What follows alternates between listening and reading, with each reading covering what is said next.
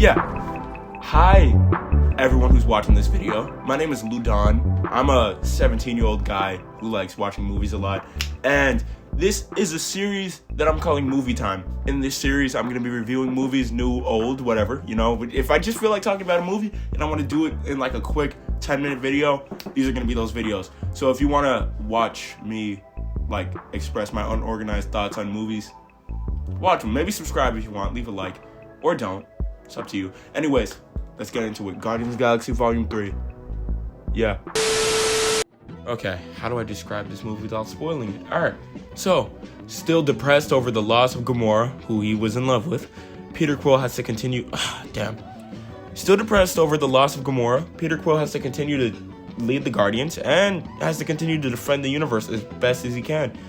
But, on one particular random-ass night, a member of the Guardians is badly hurt, and throughout the rest of the film, they're trying to save them, and they have to go through a bunch of peril, and they end up meeting with the villain, High Evolutionary, who has a plan to perfect the universe as he sees fit.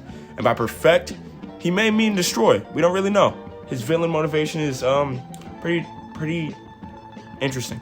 Anyways, and you have the whole gang reassembling, including Peter Quill, Gamora, Nebula, I was about to say Star-Lord, but that's just Peter Quill, Groot, Drax, Mantis, literally everybody, including Cosmo and Kraglin, who run nowhere while they're gone on their adventure. And yeah, it's a pretty engaging story. It's very simple. It's literally just them trying to save their friend, and it's very engaging and interesting to watch. You also see a lot of Rocket's backstory throughout the film. And yeah, that's pretty much Guardians of the Galaxy 3, described by me in the best way possible without spoiling anything too much. Alright, enjoy the movie. Or enjoy my review is what I meant to say, not the movie, because I'm not going to play the entire movie. Back to me sitting in a chair. Alright, so if anyone watching this were to know me personally, you would know that I love the Guardians of the Galaxy movies. They're probably like some of my favorite things that the MCU has ever produced, hence why I have both on Blu-ray. Hang on. Here's the second one right here. Great movie. Oh, it's right next to the light. This movie's amazing. The second one is probably one of my favorite Marvel movies. Not even probably. It's at the top of the list. I have Guardians 1 right here. Also, James Gunn is just amazing at making superhero movies. That's besides the point, though. I'll talk about that more later in another video, probably. Anyway, Guardians 3. My thoughts on Guardians 3, non-spoiler-wise. Jesus Christ.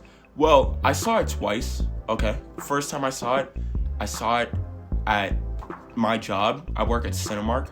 I saw it at that theater, and I got up to pee at least 7 times. So that kind of ruined the movie for me, honestly, because I was annoyed that I kept getting up to pee during a really good goddamn movie. See, if you keep getting up to use the bathroom during a movie, the experience isn't that good. Same thing happened to me when I watched John Wick.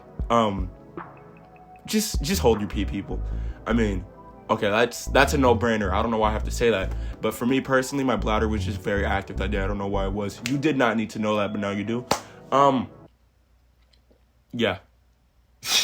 The second time I saw Guardians of the Galaxy Volume 3, I saw it in 4D, which was last night at like 10:35 p.m. Great experience. It was like extremely intense. It was almost like a roller coaster. I highly recommend it for anyone who like isn't prone to motion sickness, because if you're watching an extremely action-packed movie in 4D and the chair is moving around crazily the entire time, it's a lot of fun. Like, a lot of goddamn fun. That enhanced like aspects of the movie that were already great. Like, there's this one-take action scene, without spoiling it.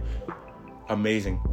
Literally some of the best action I've seen in any Marvel movie, any movie, period. It's probably one of my favorite moments in a movie I've seen in general. It was actually like an amazing experience. Like, it was a lot of fun. Anyways, they gifted me these 2 beautiful posters that I'm probably going to be putting up by the end of this video, because these are great posters. This one of Rocket Raccoon I loved especially. I'm going to put that back on my bed, which is right behind the camera. Alright. Besides that, honestly, I think this movie is probably some of the best that Marvel has dropped, like, ever. In recent memory, at least. Not ever isn't, okay, no. I need to let it sit more before I say it's some of the best that they've dropped ever, because it's not better than, like, Logan. But, Jesus Christ, this movie was it was really great. Just without spoilers, before I even get into the spoilers, this movie is very emotional. Like, you're gonna want to bring tissues with you. I teared up a couple times for the most part. I was tearing up throughout the entire movie. They take the already established characters, which we love already, and they put them through so much in this movie.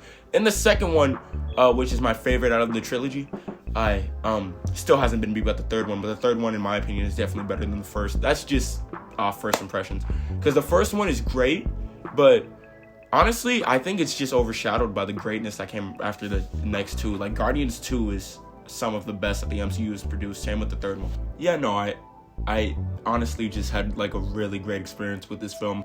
Every time I go to see a James Gunn movie, there's something new or something that I wasn't expecting, like in the Suicide Squad or even in the first couple Guardians of the Galaxies, that catches my attention. And he's really good at working with the characters. Like, I love all of these characters, Groot, Star-Lord, all of them, and he just takes them and he puts them through, like, not even just that, he gives Rocket the spotlight in this movie, which is in like all the trailers and everything. Rocket's basically the main character of this movie, and Rocket's backstory and everything, Jesus Christ, it's like the main meat of the movie. It's like the main core of it emotionally, and it's really tough to watch in like the best way possible though.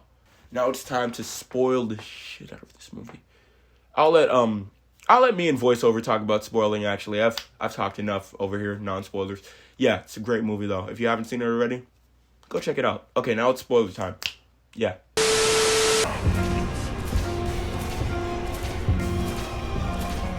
Okay, where do I even start? To spoil this movie, Jesus Christ. Now I can talk about a lot of stuff because this movie has a lot of spoiler-ish parts. First of all, the Guardian that gets damaged at the beginning of the movie is Rocket Raccoon.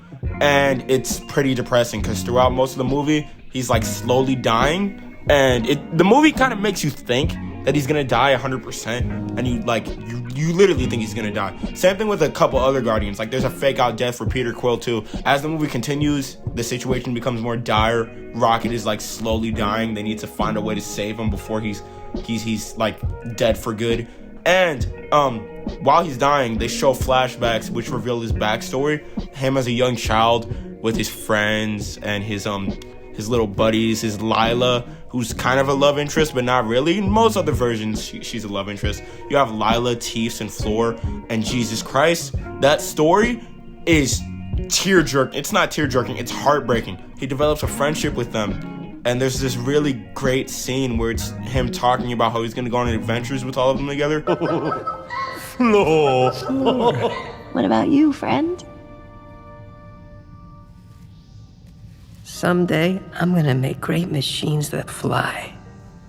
And me and my friends are gonna go flying together into the forever and beautiful sky. Lila, and Teefs, and Floor, and me. Rocket. He's seen some shit. Rocket has seen a lot of shit. And the way they handle Rocket's whole origin is, it's extremely well written and very well done. All of his friends are killed because of him, and he feels like it's his fault, when really it isn't, because the High Evolutionary is an asshole who tortures animals and tortures creatures in general because he's trying to perfect the universe. This makes him he's not like too complex of a villain. You just love to hate him. Like, he's just an evil maniac, and I really want the Guardians to hate him, which is, or no, what? I didn't, I meant I really want you're rooting for the Guardians the entire time because you want them to save Rocket and you want them to take out High Evolutionary because he's such an asshole. Amazingly done villain. I just loved hating him. You know, I really enjoyed watching scenes with him because not only was he would just yell for no reason, which is extremely entertaining to watch. I'm a big fan of kooky, like strange, or not strange, but like very insane, openly insane villains. I like it when a villain just blows up and goes crazy. And I think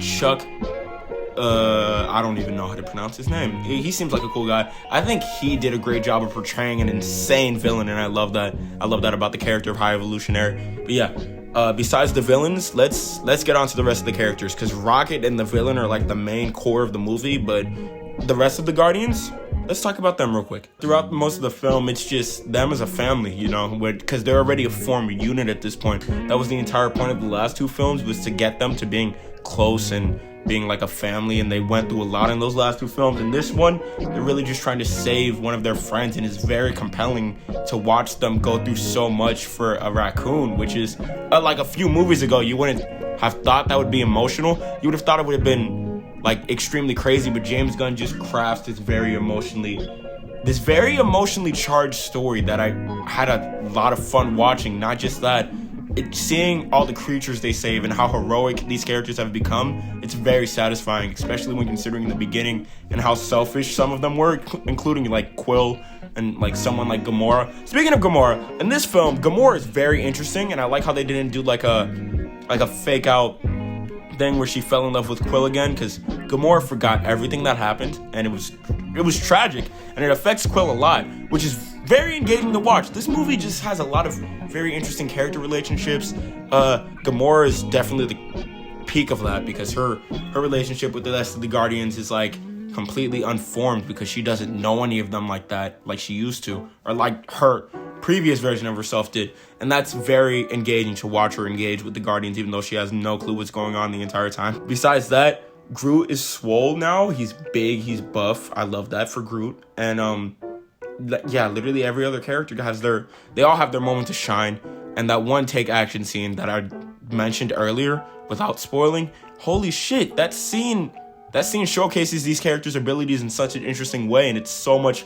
This movie is amazing to watch. It's a lot, yeah. But if you can't tell already, yeah, I loved it. All right, I'm gonna move back on to me in a chair for the second time. Yeah.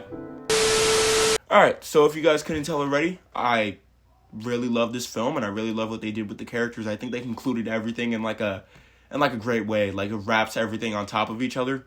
That did not sound the way I intended it to. It wraps up everything really well. I think it's a great conclusion to the trilogy, and it probably makes up my personal favorite trilogy of all time, because these movies have had like a deep place in my heart since I was probably like 10 years old. Ever since I've seen the first one, I've been obsessed. Anyways, yeah, I'm gonna give this film a light 10.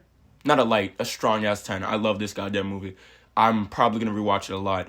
And by love, I didn't like it on first watch because I peed like 10 times. Second watch, stayed in my seat the entire time. 4D was excellent. Everything about it was excellent. I think I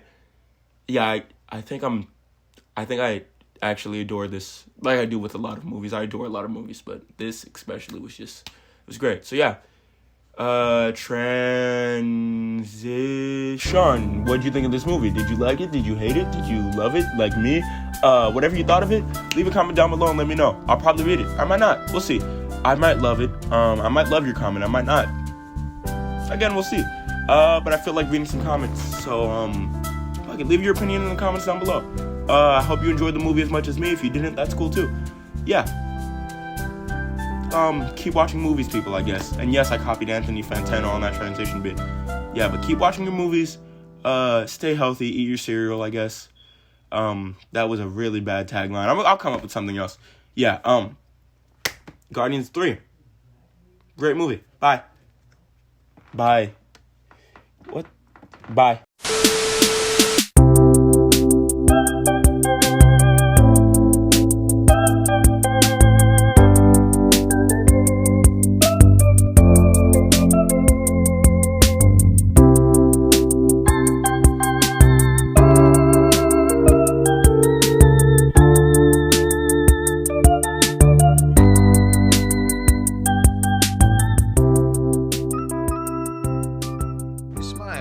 For a second, I got a warm feeling, but then it was ruined by those disgusting-ass teeth.